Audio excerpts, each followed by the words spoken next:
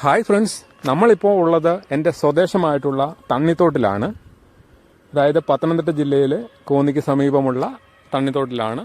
തണ്ണിത്തോട്ടിൽ കൂടി ഒഴുകുന്ന കല്ലാറിന് സമീപത്തായിട്ട് ഒരു കൊമ്പനാന കാട്ടാനയാണ് വന്ന് നിലയുറപ്പിച്ചിരിക്കുന്ന കാഴ്ചയാണ് ഇപ്പോൾ കണ്ടുകൊണ്ടിരിക്കുന്നത്. ഇതുവഴി യാത്ര പോയപ്പോൾ ഞാനും എൻ്റെ കുട്ടികളും കൂടി ഈ ഭാഗത്തുകൂടി കടന്നു പോയപ്പോൾ ആളുകൾ കൂട്ടം കൂടി നിന്ന് ആനയെ കണ്ടുകൊണ്ടിരിക്കുന്ന ഒരു കാഴ്ചയാണ് നമ്മളിപ്പോൾ കണ്ടത്. അപ്പോൾ നമ്മളും അവിടെ വണ്ടി നിർത്തി ആനയെ കണ്ടുകൊണ്ടിരിക്കുകയായിരുന്നു. നല്ല ഒരു കൊമ്പനാനയാണ്, നല്ല വലുപ്പമൊക്കെയുള്ള ഒരു കൊമ്പനാനയാണ്.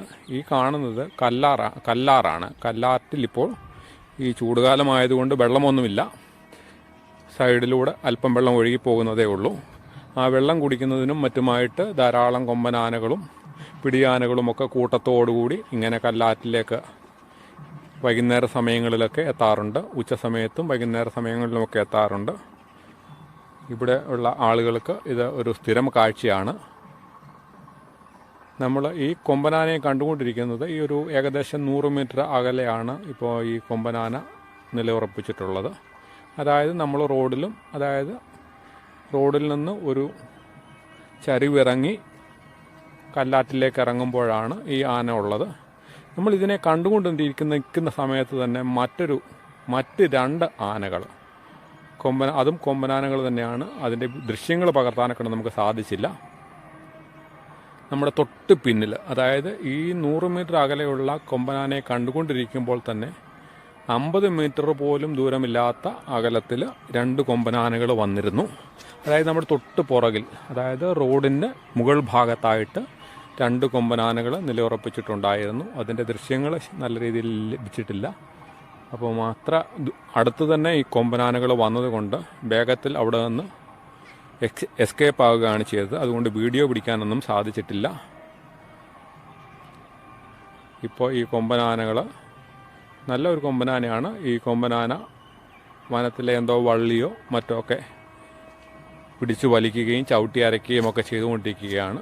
ധാരാളം ആളുകൾ ഇതിനെ കാണാനും വേണ്ടി റോഡിൻ്റെ സൈഡിൽ നിലയുറപ്പിച്ചിട്ടുണ്ട്. കാട്ടാനയാണ്.